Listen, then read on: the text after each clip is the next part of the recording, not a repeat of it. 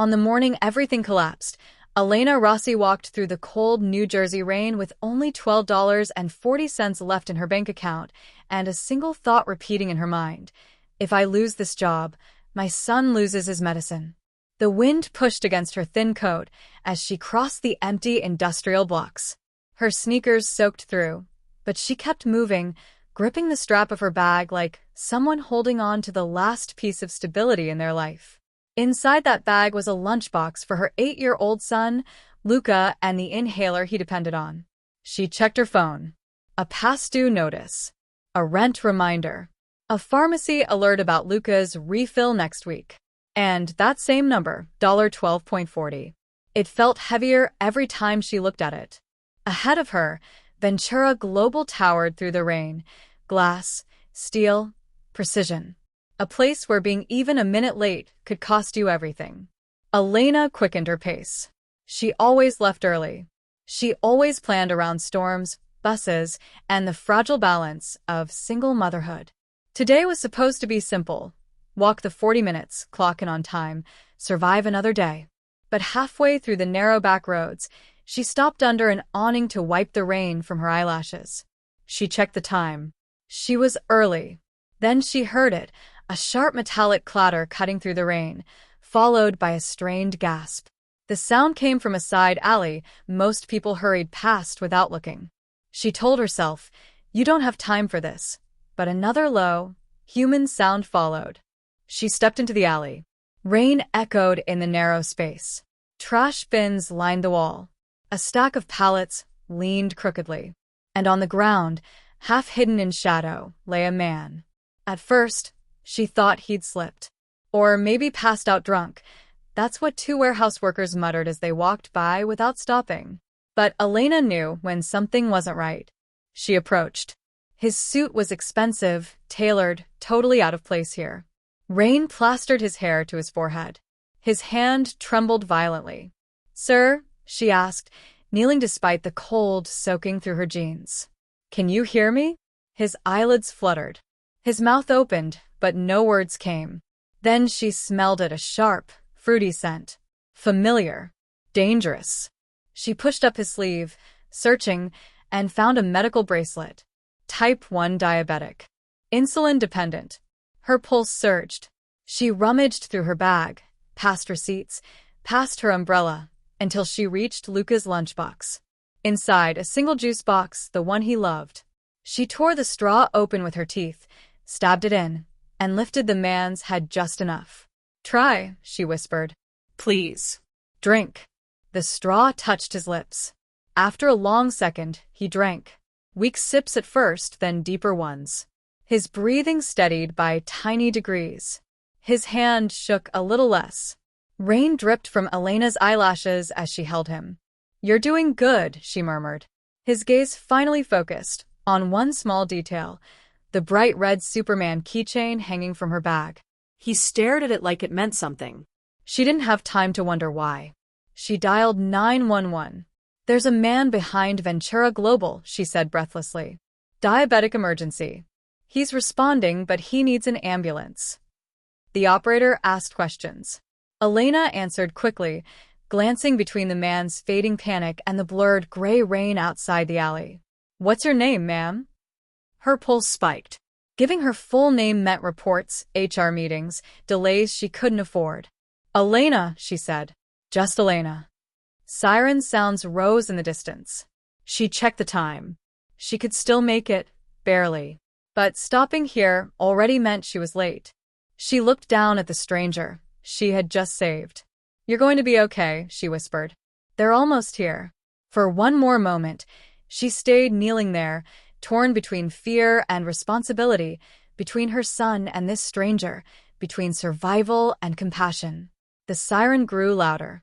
She squeezed the man's shoulder once. "You're safe now." Then she ran through the alley, across the back lot, past container stacks and beeping forklifts. Her soaked hair clung to her face as she swiped her badge with trembling fingers and stepped inside. The elevator carried her up in silence. Her reflection stared back at her, wet, shaking, trying to gather herself before the next blow arrived. The doors opened. Marcus Thorne was already there, folder in hand, eyes like cold glass. "Elena," he said. "You're late." "There was a medical emergency," she said. "A man collapsed. He's diabetic. I helped him." Marcus raised a hand. "This company does not operate on apologies. We operate on time." "It was life or death," she insisted. "This is Ventura Global," he said flatly. "We sell precision. If you cannot manage your schedule, you cannot manage freight worth millions." "I saved someone's life," she whispered. "That has to matter." "It does not matter," he said. "Not here." Her stomach dropped. He opened the folder. "This is your third lateness in 60 days.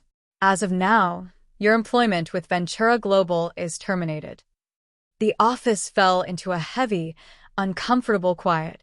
Not silence, just the kind where everyone pretends not to watch. Security approached. "If he had died," she said softly, "I wouldn't have forgiven myself." Marcus held her gaze just long enough to show he heard her, but not long enough to care. "That is unfortunate," he said, "but not relevant." The guards escorted her past rows of glowing screens and lowered eyes. At her desk, she packed Luca's photo, her mug, her notebook, small pieces of a life she was barely holding together. Minutes later, she stepped back into the rain. The doors of Ventura Global closed behind her with a soft, final thud. Her phone buzzed, a message from Mrs. Patel. "Luca is doing great. Drawing superheroes this morning. Hope work is okay." Elena blinked hard, letting the rain hide what she couldn't hold back. She typed with shaking fingers. "Tell him I'll be there at 6. And that I love him." Then she lowered her head and walked away, unemployed, humiliated, and completely alone. Elena had no way of knowing that the man she saved would change her life, and that everything she knew was about to unravel. That night, she barely slept. The apartment was quiet except for the hum of the old refrigerator and the soft breathing of Luca in the next room. She sat at the kitchen table with her elbows pressed into the worn wood, staring at a newspaper she couldn't afford and job listings she wasn't qualified for. Each time her gaze drifted, it landed on the inhaler beside her cold coffee. Health insurance. Her job had been the only thing keeping it secure. Just after dawn, she pressed her palms to her face and exhaled. Maybe HR had emailed her something, paperwork, maybe some temporary options. Anything. Her phone rang instead. A number she didn't recognize. She hesitated, then answered. "Hello." A calm male voice replied, "Miss Rossi, this is the office of Chairman Vitali. The chairman would like to see you this morning." Elena froze. "The chairman," she repeated. "Please arrive at Ventura Global by 10. You will be escorted to his floor." The call ended before she could ask a single question.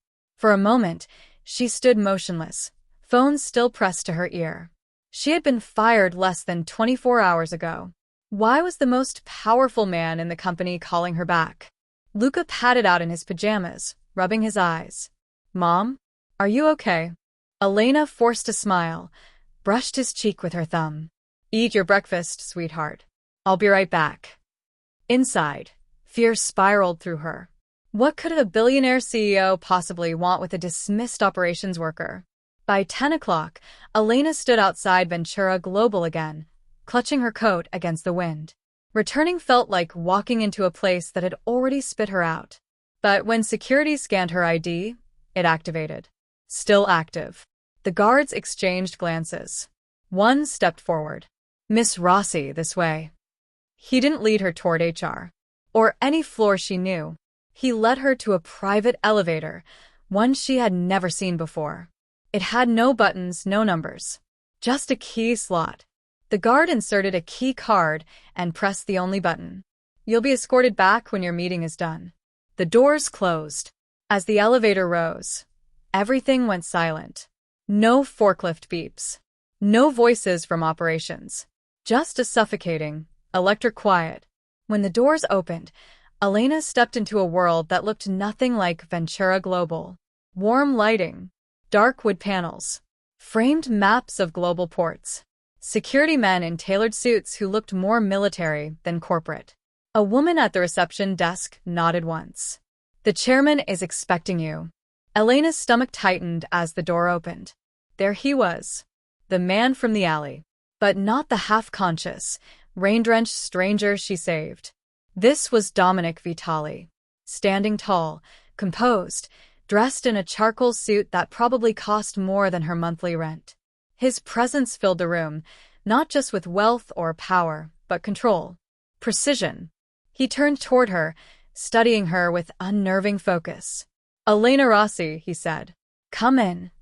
His voice was calm, far too calm for someone who had nearly died the night before.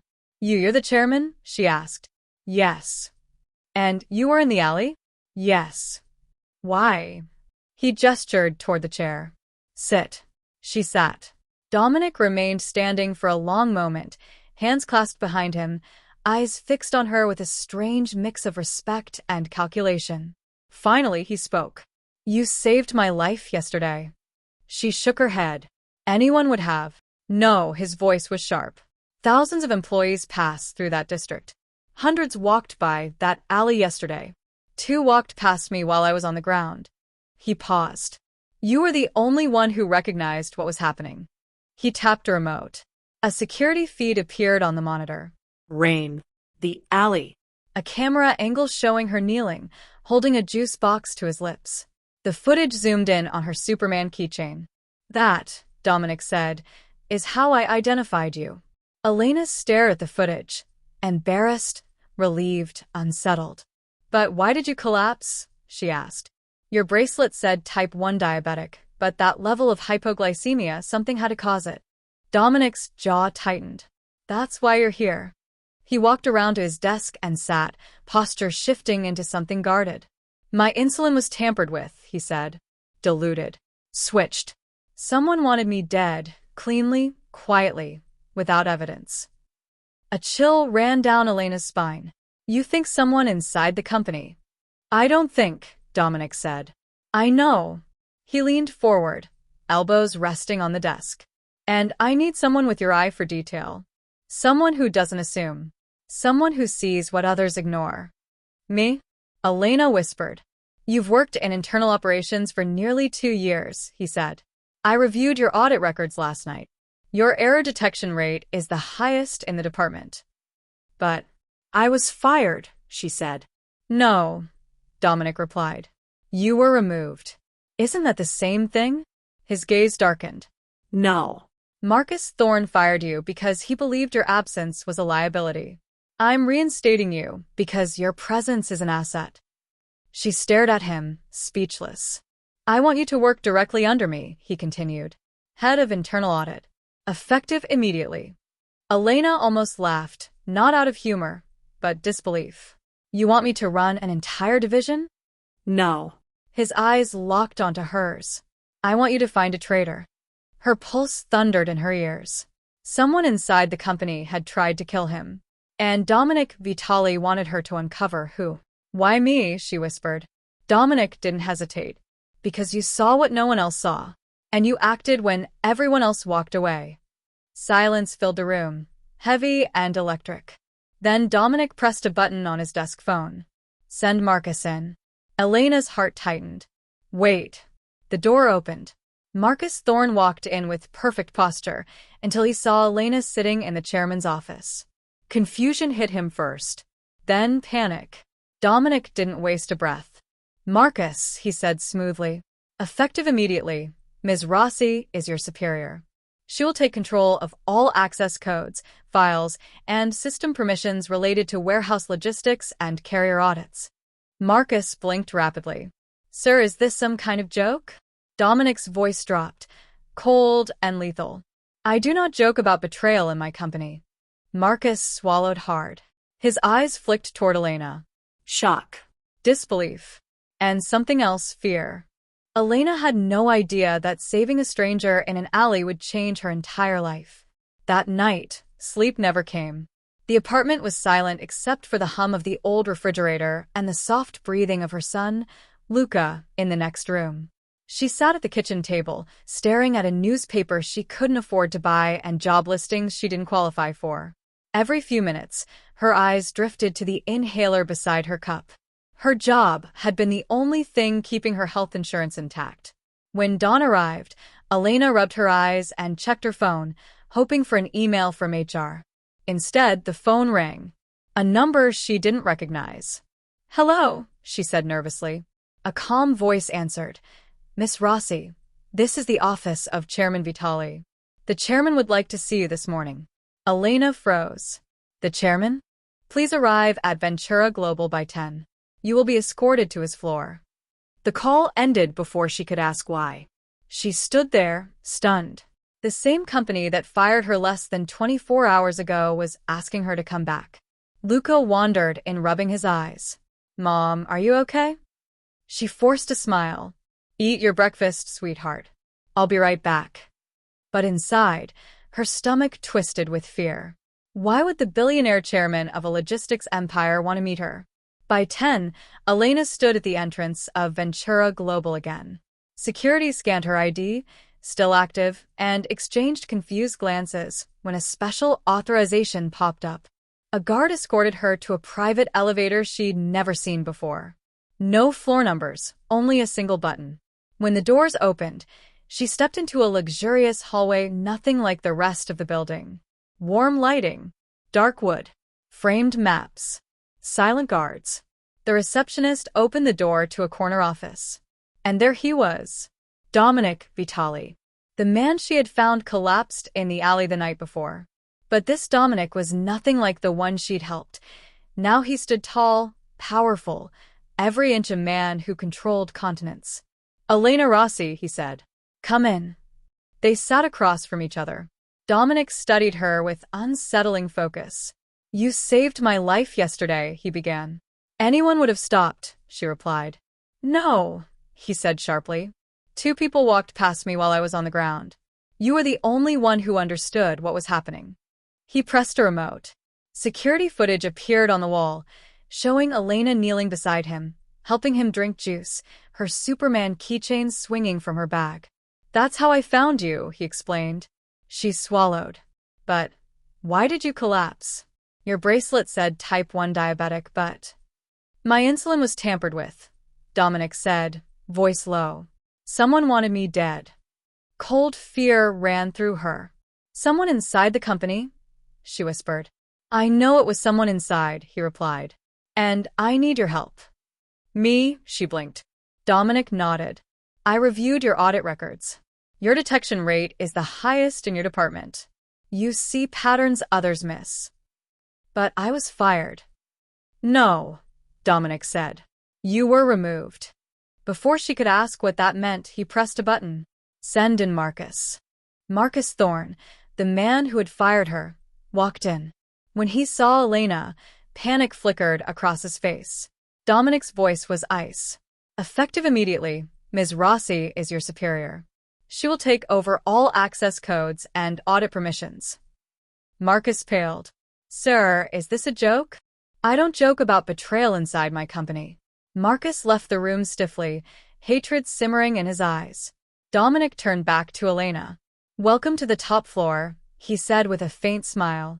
The rest of the day was a whirlwind. She was briefed on suspicious shipments, overridden alarms, and internal breaches. By afternoon, Elena found a pattern. Tiny weight discrepancies. Consistent. Hidden. Intentional. Every suspicious shipment passed through the same warehouse. Signed off by Marcus Thorne. Her pulse quickened. It wasn't proof yet, but it was the beginning. Dominic stepped into the room. "You've found something." She showed him the data. "You've done more in one day than others do in years," he said softly. She finally exhaled. Dominic lowered his voice. "You saved my life once. Now you may have to save my company." She met his eyes, realizing this was no longer about a job. This was a fight.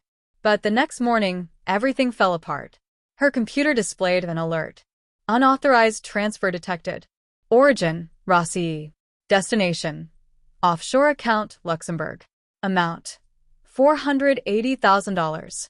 Her blood froze. Someone had framed her. Footsteps thundered down the hall. Marcus entered with board members and security. "There she is," he said triumphantly. "The insider." "This is fake." Elena shouted. Someone hacked. Save it, Marcus snapped. The logs came directly from your terminal. Dominic assigned me to investigate, she protested. He's in a board meeting, Marcus said coldly. Dealing with the fallout you caused. Security stepped forward. Miss Rossi, you're being placed on administrative leave.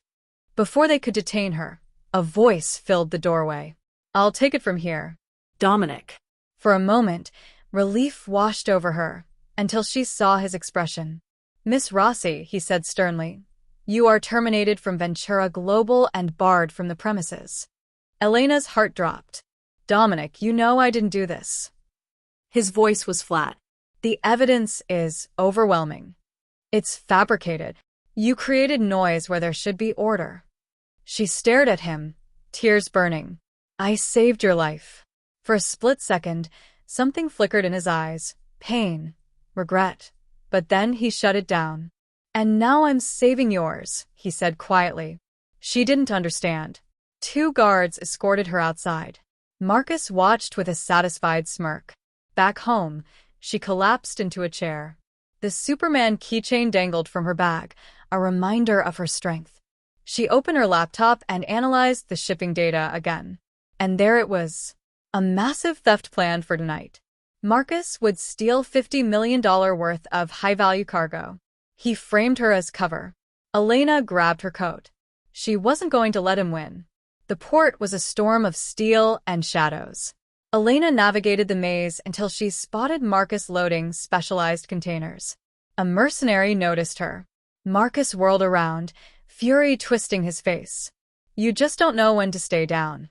He aimed a gun at her chest. Elena Rossi, he snarled. Goodbye. But before he could pull the trigger, headlights blazed. A black SUV screeched to a stop.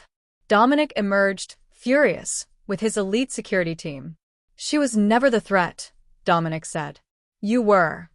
Gunfire erupted. Elena dove behind a forklift. Marcus sprinted for a forklift to escape. Elena! Dominic shouted, tossing her a crane control tablet. Cut him off. She hit a command. Above them, a massive crane moved a container directly into Marcus's escape path. He crashed to a stop. Dominic approached him like a storm. It's over, he said. Marcus was arrested, glaring venom at Elena. You should have stayed invisible. I'm done being invisible, she replied calmly. At dawn, after hours of statements and reports, Elena sat exhausted. Dominic approached. You shouldn't have come alone, he said. You shouldn't have fired me, she countered. A faint smile. Fair enough. You made me think you believed I was guilty. I had to, Dominic said softly. If I defended you, Marcus would have had you silenced. It hurt, she whispered. I know, he said gently. If anything happened to you tonight, I wouldn't have forgiven myself. For the first time, she saw the real Dominic.